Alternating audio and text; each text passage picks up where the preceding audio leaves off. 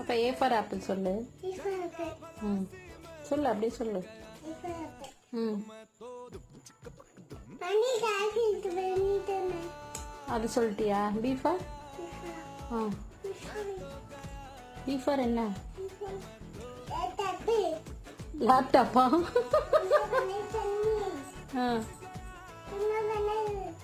சரி, லேப்டாப்ல டாடி என்ன பண்ணுவாங்க?